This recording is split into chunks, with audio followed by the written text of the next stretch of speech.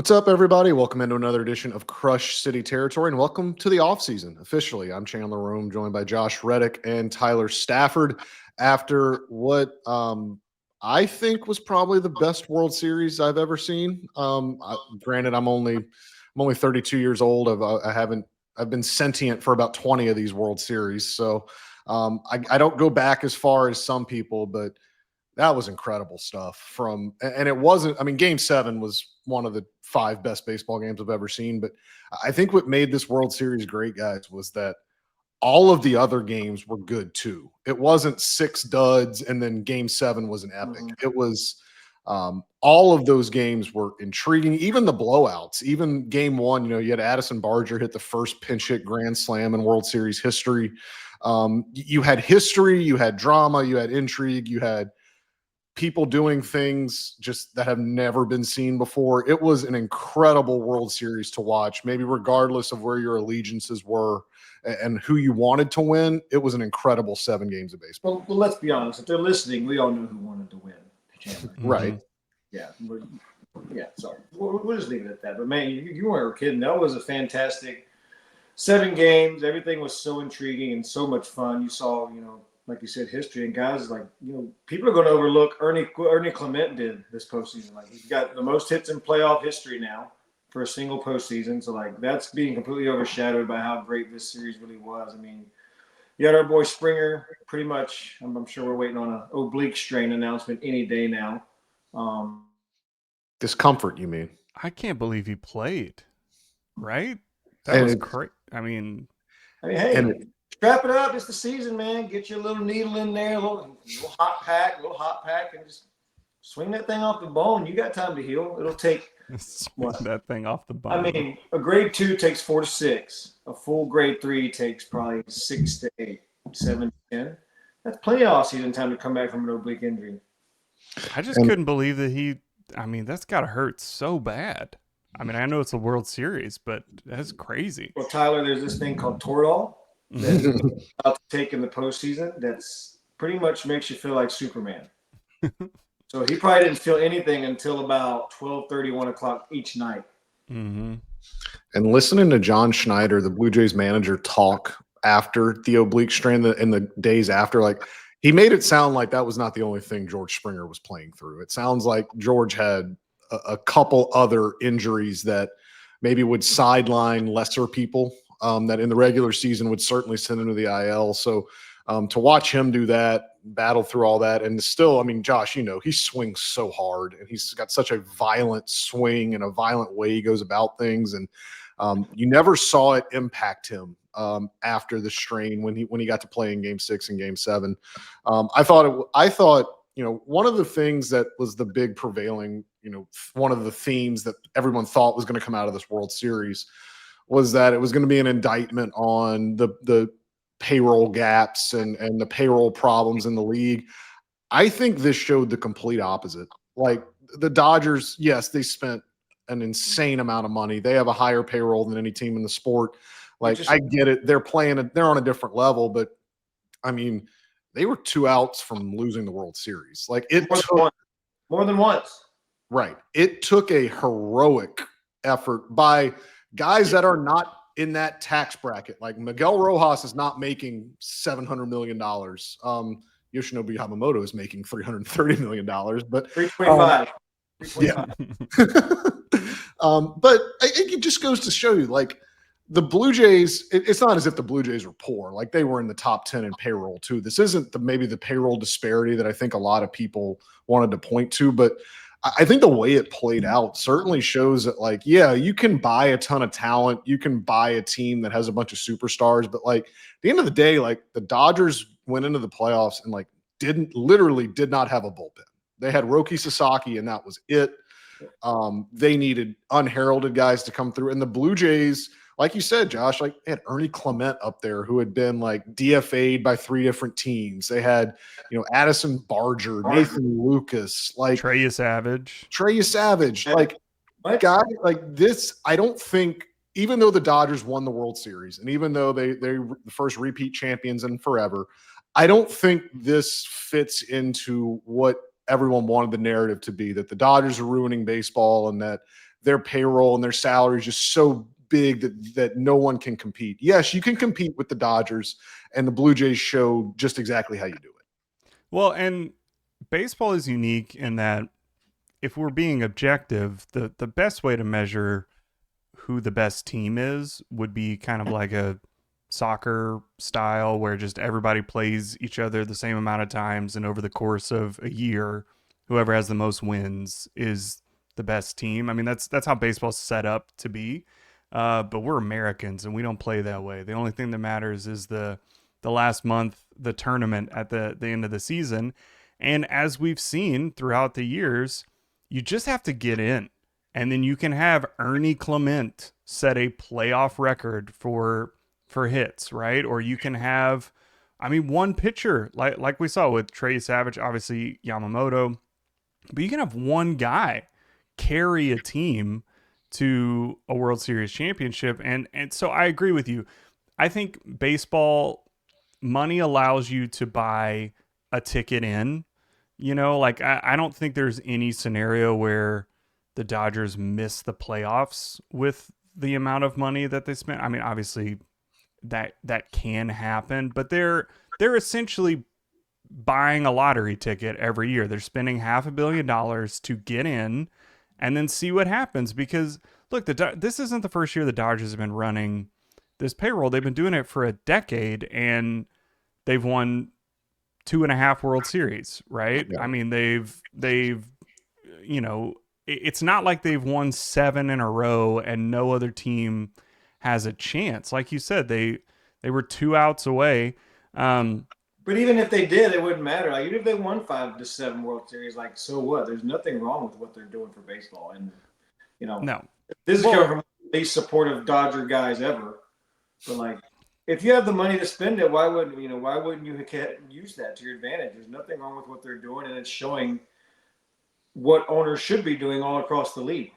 Well, and where the money, I think, really, like I said, you can sign the big free agents where you know you have a core of your team. But what the Dodgers do better than just about anybody is just pump out prospects. Guys. I mean, they haven't picked high in years and years, and they just keep pumping out guys. You know, Will Smith obviously had a huge World Series for them, and you know, was you know, he and his twin brother by the same name have won 6 straight World Series. But you know, the Dodgers do that really well. So the money of the infrastructure, 5.5. But you know, that's where they can really make an impact, where they've got, you know, the ability to continue to pump out guys to fit around the core. And that's where the Astros have been lacking. They've had, you know, good core, but like we've talked about, they haven't had that next wave come up to really solidify the rest of the team. Is this a safe space for me to discuss how I watched some of these games? So game 3, for some reason, I stayed up the entire time, the 18 innings. Oof. I gave up at 1:48 Central Time. I went to sleep, and then I woke up the next day, and I saw that Freddie Freeman walked it off at 1:51. So I missed it by 3 minutes. I watched that whole game. In game 7, my kids spent the night. The girls spent the night at my parents' house, and so we came back and we were kind of relaxing. And I pulled classic dad move of fell asleep sitting up with the lights on in the 8th inning watching that. So I woke up to Alicia like nudging me. I was like, it's over. And because they're both blue teams, it took me like 20 seconds to figure out who won, because they were interviewing Miguel Rojas, and I was like, I don't know who this person is. He's just wearing a blue shirt. And I'm like, I don't know who won the World Series. So it took me a second to figure out what happened. So yeah, I missed the 2 biggest things. I tried so hard, but I'm so sleepy. I don't think there's a better portrait of what I'm talking about than Miguel Rojas hit that homer. Shohei Ohtani was on deck. Like the highest paid, greatest player to ever walk the planet is on deck, while the 36-year-old utility guy hitting 9th that had not hit a homer off a right-handed pitcher all season hits a homer off of Jeff Hoffman. Movie stuff, man. That's movie stuff. It really is. It's incredible. I have a mildly lukewarm take that I think both of you are going to hate, but the 18-inning game and really the 15-inning game between the Mariners and the Tigers in the ALDS prompted my thinking. I'm perfectly fine with traditional extra innings in the playoffs. Yeah. But maybe put a guy on second, like starting in the 13th inning. No, Because not in the playoffs. Get out of here. I don't know, man. Like bad take. I don't know. I don't know if it was like a. I mean, did you enjoy that? Did you enjoy watching like all 18 innings of that? Doesn't matter. You can't change the rules.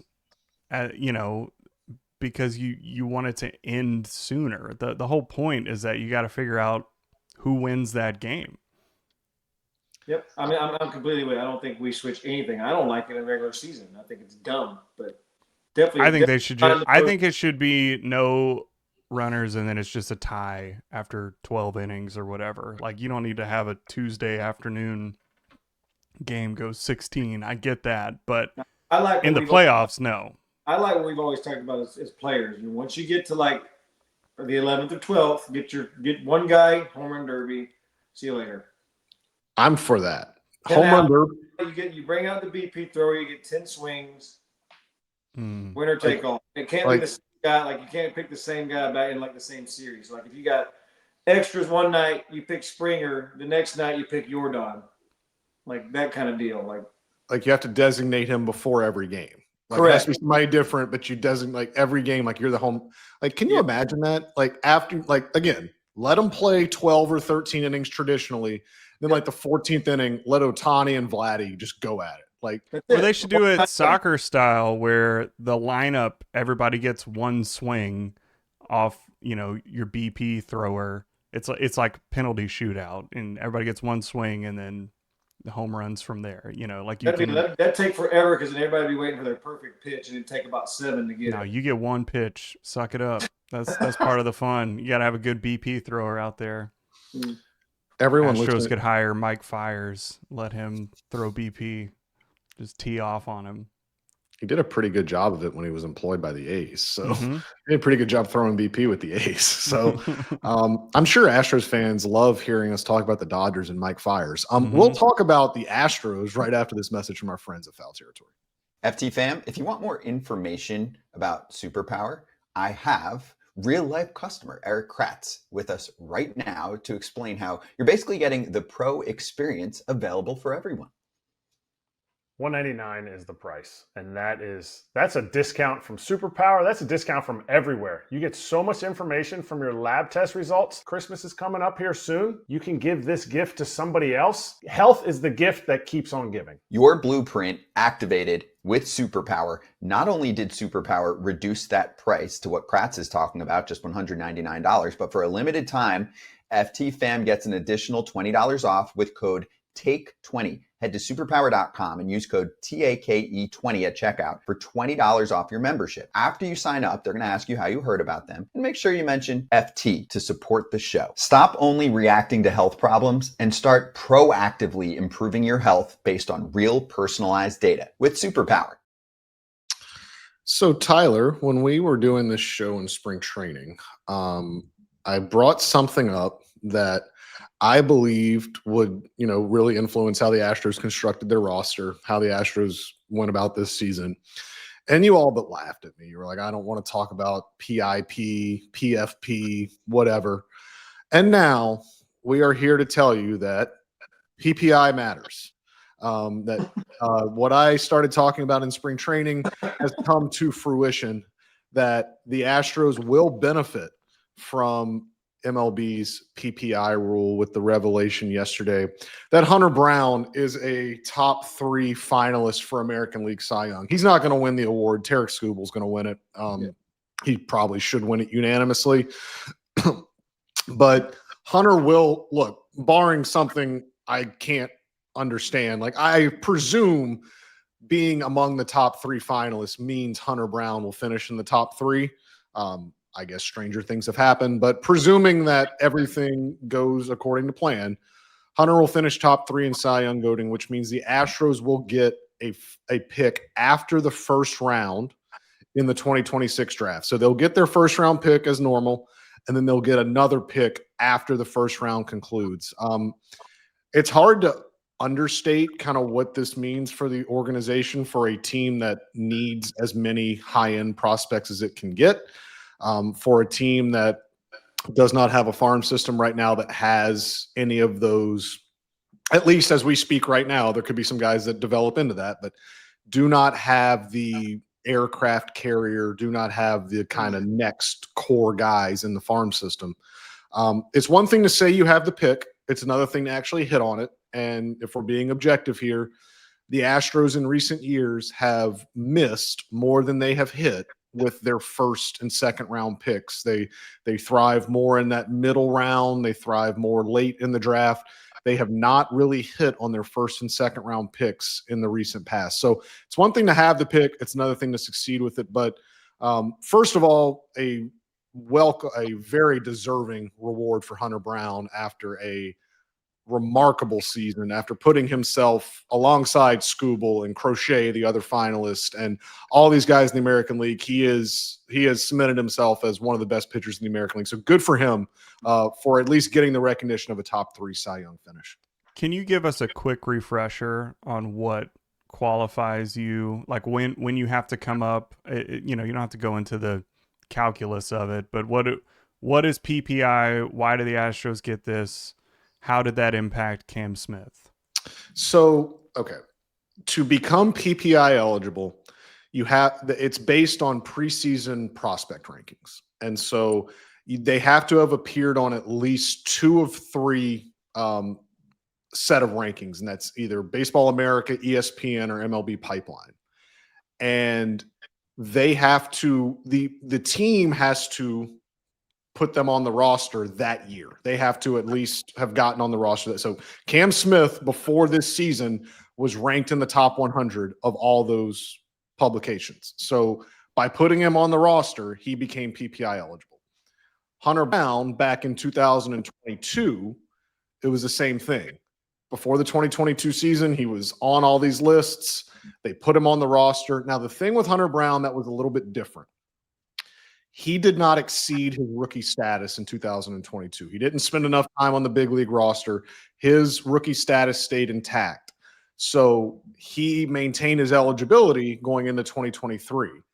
That is when he again appeared in all the lists. He was PPI eligible, got a full year of service time in 2023.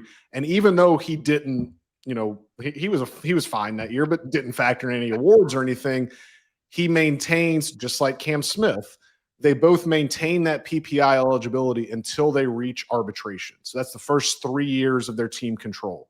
So essentially, this season was Hunter Brown's last opportunity to do anything for them PPI-wise, and it worked out.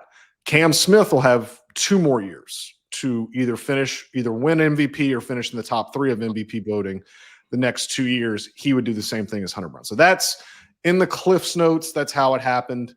But so essentially, your first year you have to win Rookie of the Year to get it, and then your next 3 before you hit arbitration, you have to finish in the top 3 of Cy Young or MVP.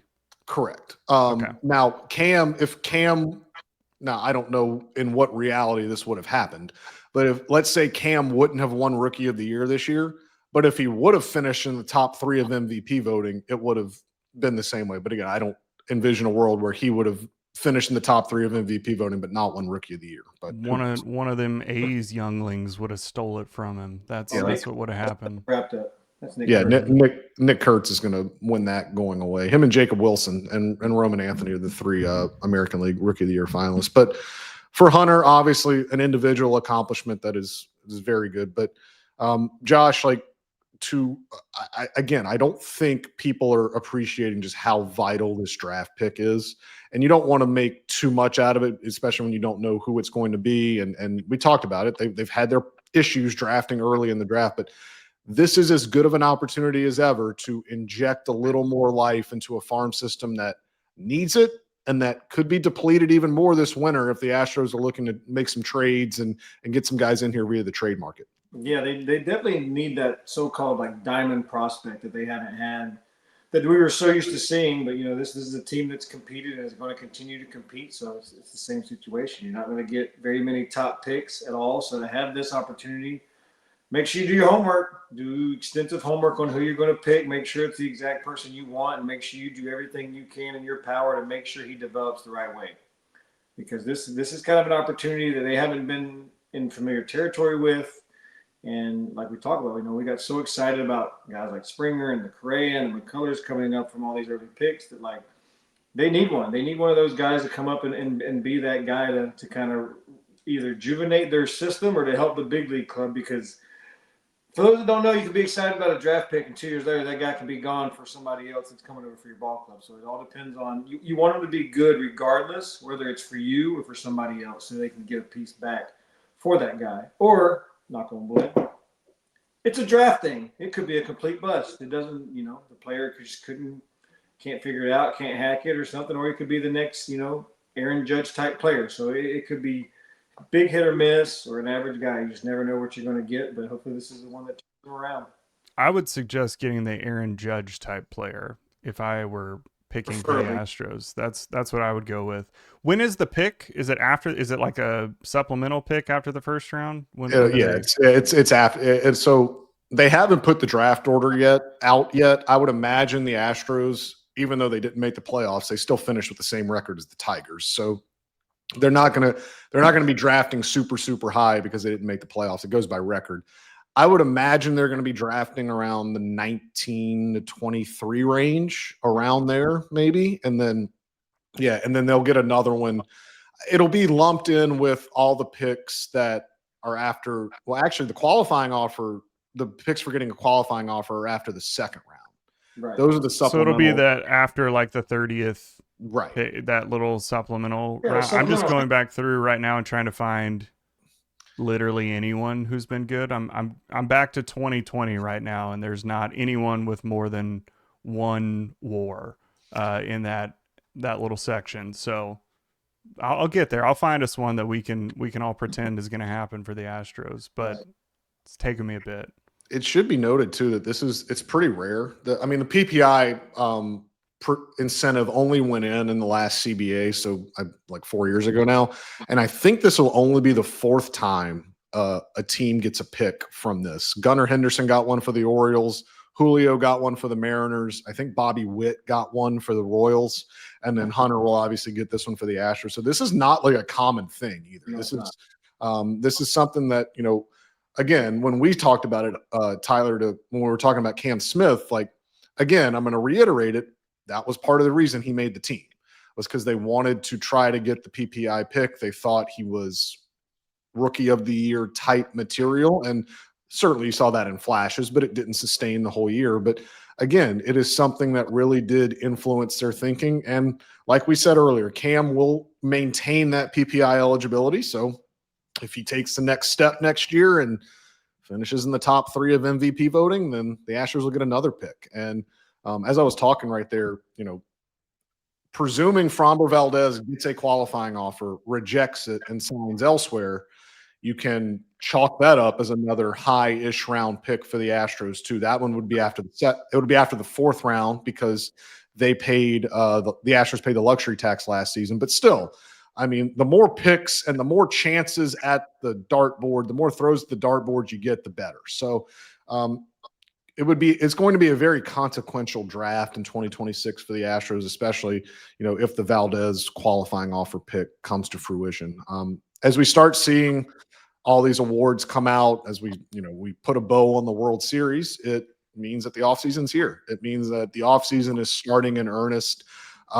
Josh, as to kind of kick it off, what would be your first order, aside from hiring coaches and filling out the coaching staff, which I'm told they're in the finalist stage for at least a couple of those jobs? I don't have any names. If I had names, I would give them to you guys, but don't have names. But they're making progress on the coaching staff. But aside from filling out the coaching staff, Josh, what is your first order of business as the offseason begins if you're Dana Brown? Starting pitcher. Yep. Mm-hmm. Starting pitcher. Get somebody signed. There's plenty of guys out there. I see Michael King's name thrown around a lot. not going to be over expensive and still could be very beneficial to the ball club. Just throwing that name out there. But any starting pitcher that you can get out there early and get it done fast, be the one that kind of makes that first hurdle, because, if you're not that first team and you're like that third or fourth team that gets one and two pitchers are off the board and then the other guys start kind of trying to match their price, then it becomes a big negotiation. One of the things that got me so quickly to Houston was, I think we closed on my deal like second week in November. It was unreal how quick we got ours done. But our negotiations were literally like 3 days, and it wasn't even far off. So I try to get something done quickly and fast and kind of be the first person that puts their foot through the door. Chandler, why is Justin Verlander not in Houston already? What's going on? It's been way too long. I think there's a good chance he will be pretty soon. I'm not gonna. I don't think anything. Always. They should have announced that as the confetti was falling in Toronto. What's happening? Yeah, I would put the odds at greater than 50% that it happens. I've not been told that anything is like tangibly close, but I mean, you don't really have to have like backroom sources or anything to hear this. Like, I mean, Justin Verlander, when the Giants came to Houston this year, like Justin said, like on the radio, like, yeah, I'm always open to coming back here. I want to come back here. He said he called Jim Crane last year when the Giants offered him and said, can you match this? And Jim at the time said they weren't in a position to do that. Like you don't need you don't need to know people to know that. Like he has said that it's very clear that Justin Verlander really likes it here. He and Jim Crane are very good friends. I can imagine that if this does get done, it will be a Justin Verlander and Jim Crane negotiation. I think Dana would be looped in at the last minute to just let him know that, hey, it's happening. And, but I don't think, I mean, I think a lot of people would look at it as, oh, like, here we go again, but I don't think it'd be the worst thing in the world. Justin Verlander was excellent in the second half last year. I get it. He's 43 years old. There are few people in the world that I would doubt less than Justin Verlander. I mean, I would, until his arm falls off or until he says he's just can't do it anymore, like, I'd let him keep going out there. It's not going to be a big money type deal. It's going to be a 1-year deal. If it happens, I can't imagine him getting anything. He'd probably get a little bit less than what he just took, which is $15 million. So I'd imagine something in like the one for, 10 to 12 million. Like I'd be okay with that. But again, you do wonder. You wonder though, Josh, like, I mean, this dude has defied the aging curve and defied logic for so long, but like, at what point does age? If any 43-year-old I would trust, it'd be Justin Verlander. Like, look, I've said it forever. When the age thing hits him, he will know and he will take himself out.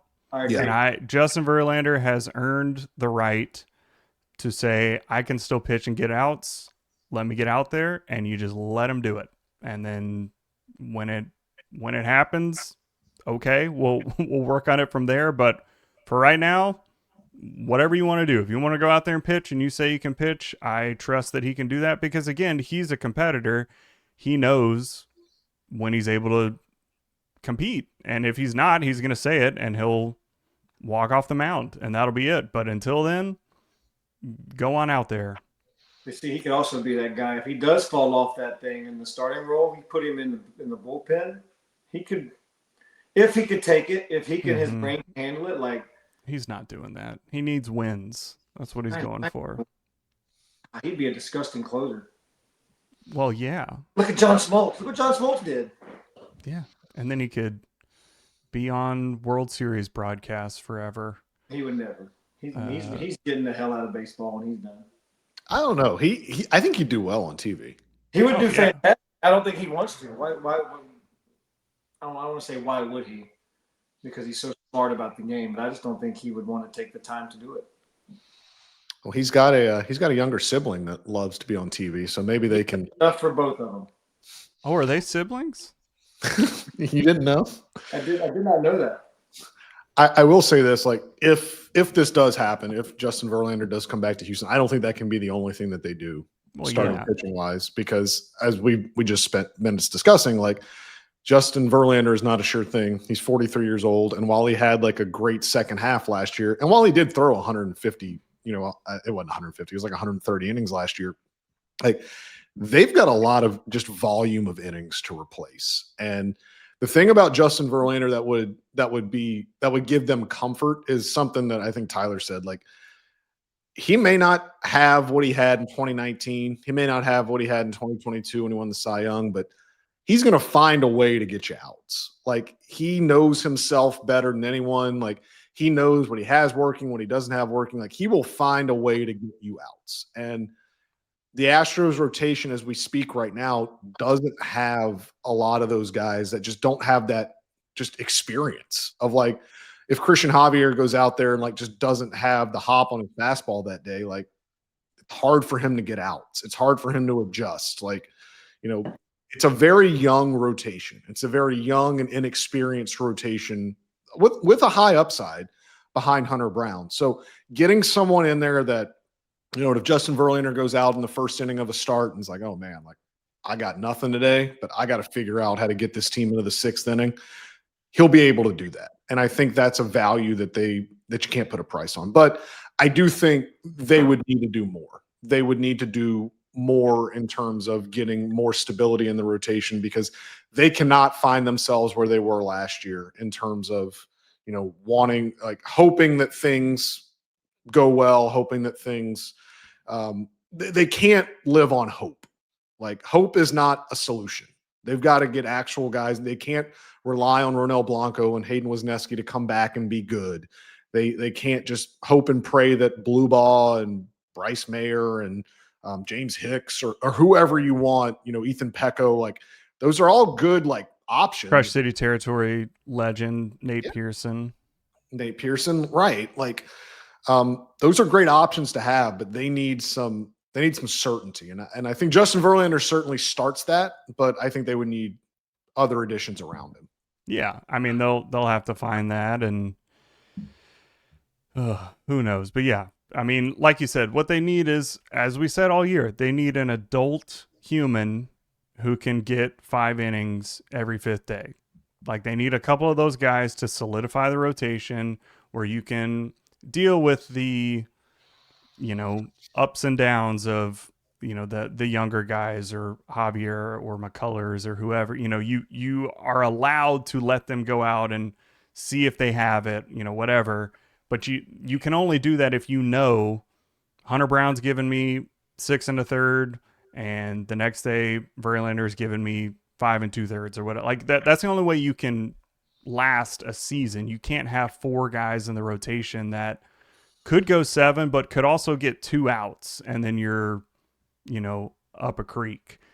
So Blue Ball in the rotation. Listen, I'm the number one. I mean, I assume that he would really like to finish games, and he just hasn't been allowed to yet. But that's Blue Ball. Jesus, as we've talked about nothing. As we've talked about, like I really think, like I mean, we're all adults here. Like Framber Valdez is probably not coming back. Like we can we can start speaking about him in the past tense. Yes. The thing that I really don't think people are taking into account is just the volume of innings he threw. And not only the volume of innings, the volume of good innings that he threw. Like I understand there were the blow-ups. I understand he had starts on the biggest stage sometimes that went awry. I understand he could be a roller coaster to watch, but they don't make them like him much anymore, just in terms of being able to go out there and consistently give you 180 innings a season and 180 good innings, like 180 innings of like sub 3.5 ERA ball. Like I said, they don't make one guy like that anymore. So maybe, like was said in the movie, you have to replace him in the aggregate. You have to go get a couple guys that can get you to that point. And so that's why I think, like, yes, starting pitching is obviously has to be their priority to get that figured out.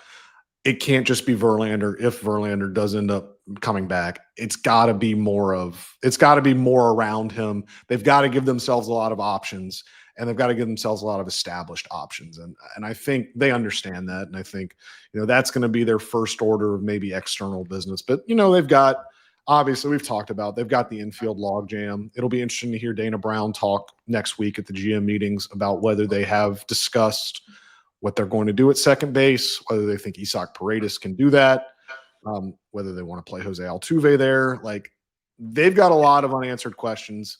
They've got a lot of things to figure out. And Josh, sorry, go ahead. No, you go. No, please. No, you go. I'm Go so ahead. sorry. No, Josh, I assume you've seen Moneyball. Yes, I've seen Moneyball. How cool is it to see like a Hollywood movie about a place that you lived in, basically? Like, were there any shots in there? Was there anything where you were like, oh, I know that hallway, or I know exactly what they're looking at? Because like for me, I don't know if you've seen oh my gosh, what am I thinking of? What's Boyhood, the Richard Linklater movie that's shot over like 18 years or whatever. They go to a game at Minute Maid at the time. It was like a 2005 or 2006 game or something. And I went back and looked like what game they were at. But it was just cool to be like, oh, there's a movie that's like this thing. Did you have any feelings of that watching Moneyball? A little bit. I mean, the clubhouse was. I assume that was a set. That's clubhouse was our side clubhouse when he like did the whole bat throw and hit the speakers and all that. That's for real in the like that was in the clubhouse. They didn't build that. Oh yeah, that was the home side clubhouse. That's he cool. threw the bat into where our food room was. Like the radio was right there where he hit. So those things are cool. I mean, the batting cage where like David Justice is like talking to him and saying he's not for it. I think that's the center field cage, which is technically the visiting batting cages. But yeah, there are a couple of the hallway where he's like telling Voost about that smell. That's like right outside the clubhouse. Yeah, and the smell well. Decent movie, but they left way too much out for that movie. Was did Brad Pitt play Billy Bean? I mean, Billy Bean. Like, was that an embellishment, or was that like how Billy Bean was? I mean, this was, that was what, 2001? That was based on the 2001 team. So I mean, this is 10 plus years later. Billy was in the clubhouse a lot, but not like talking to the guys and like coming over to me to my locker and saying, all right, Josh, we want you looking at that all speed away. Because I would have probably been David Justice, dude, shut up. But no, not really. But yeah, he was around, but he wasn't really like talking to us like that. We would have small conversations, but on a personal level, Billy and I didn't talk that much at a very low decibel level for the most part. But he was definitely around, but I think it was just being, probably different times in the game and trying to, I guess, support his own theory back then as opposed to now.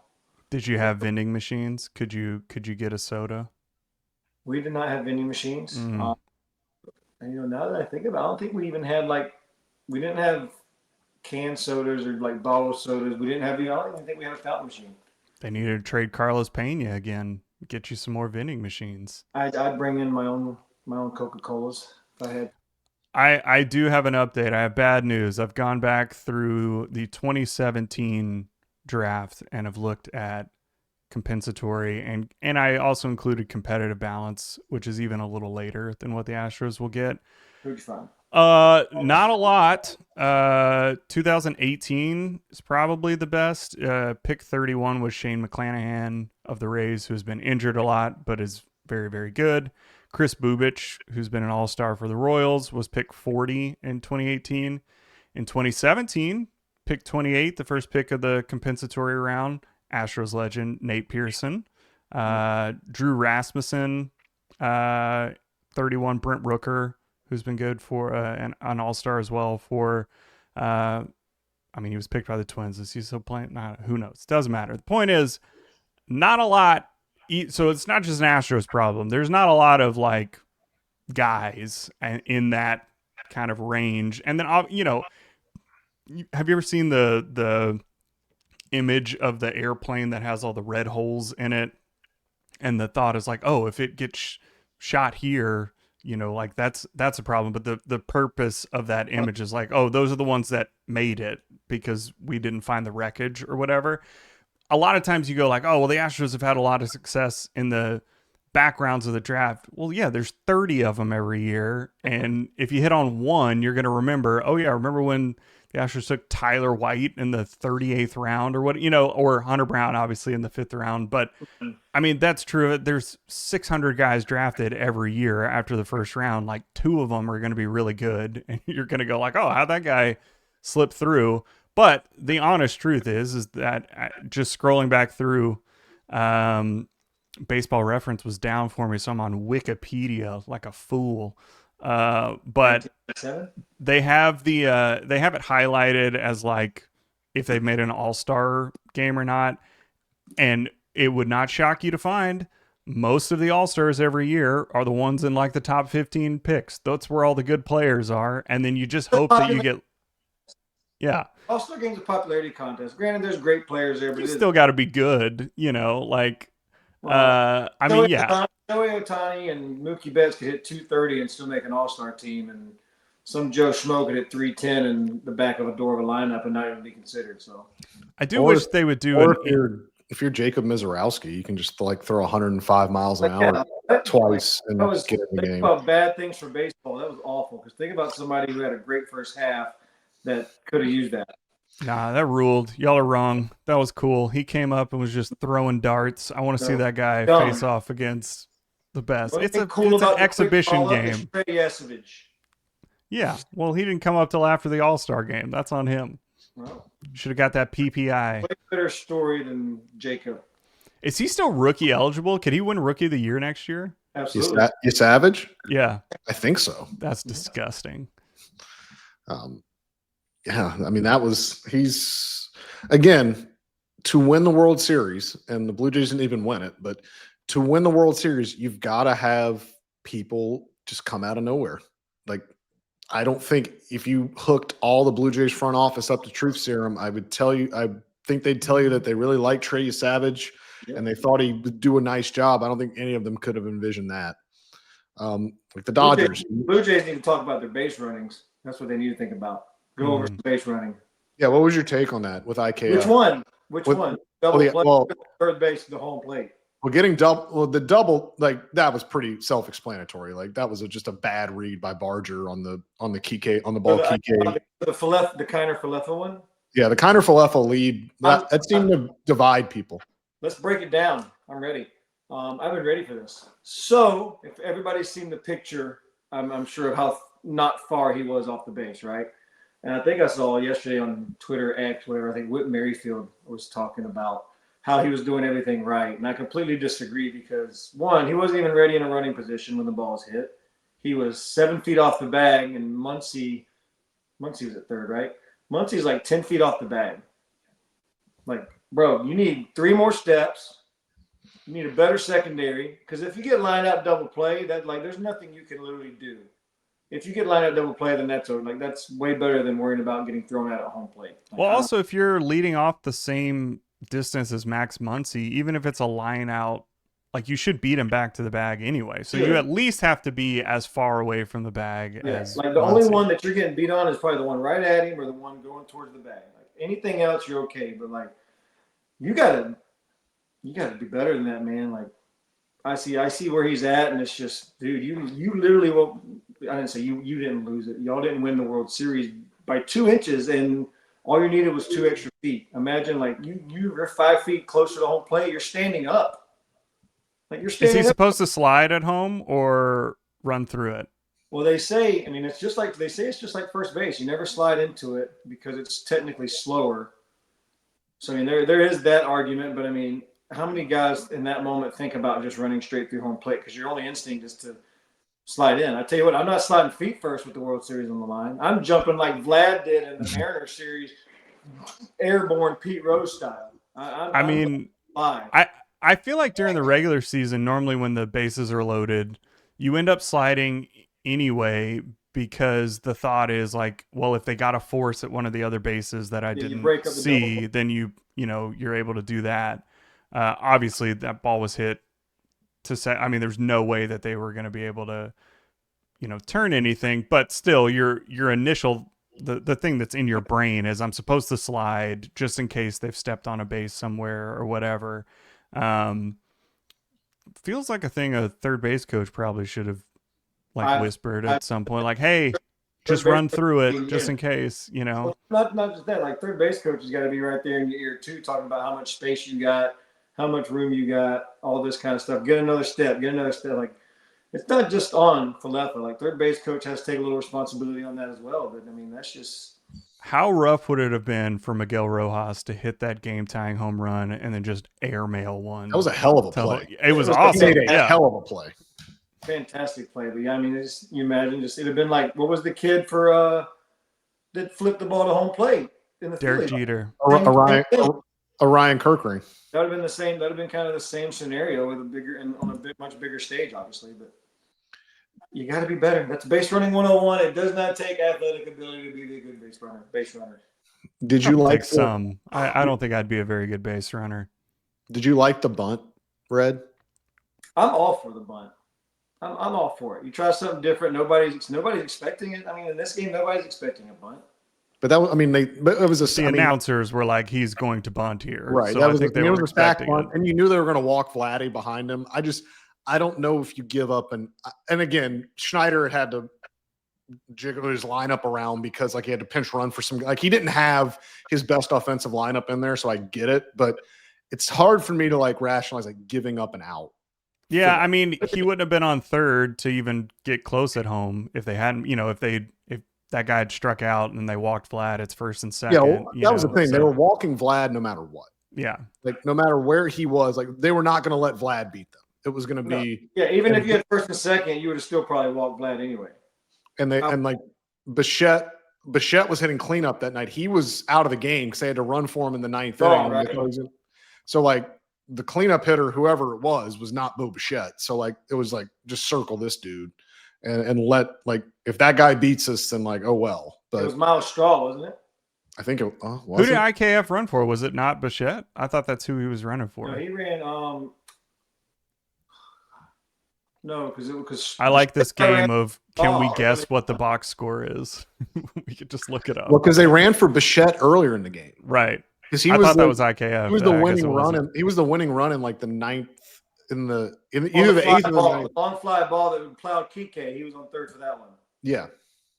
I think that was Bichette. I'm pretty sure that was Bo Bichette because he got walked. What about that catch by Pajes too? Of just just let Kike catch it. I don't think Kike had any chance of catching that. He was running all over the place. Kike was there. He got plowed over. He was there. Well, did you see what Kike said as to why he stayed? Like, because everyone thought he was hurt. Everyone thought Pajes had trucked him. He thought he was hurt. He said he stayed on the ground because he thought they lost the game. Yeah, he thought he didn't catch it. Right. And he looked at Pajes. He was like, wait, you have the ball? I was like, yeah. He was like, all right. It popped up and went. What about the benches clearing too? That was so dumb. That was so dumb. The warning was tone deaf. I mean, like, how are you going to enforce that Game 7 of the World Series? Bro, like, talk about an umpire making it about you. Come on, because it was Jordan Baker, right? Was the home plate umpire? Yeah, but I think the crew they got that together. Was the crew thing. Mark Wegner was the crew chief, and I think they had to warn. I don't know, but apparently it's like if you warn, like it's not an automatic ejection for them because like who got hit? Savage didn't hit anybody. No.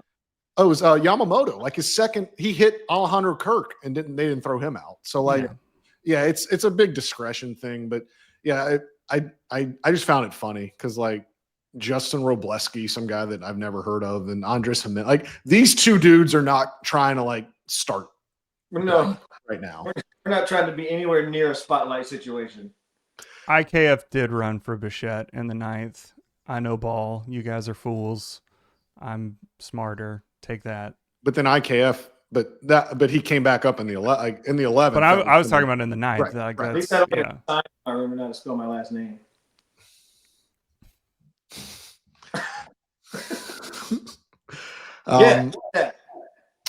It's a good shirt. Cut your shirt, Josh. It's a good shirt, Red.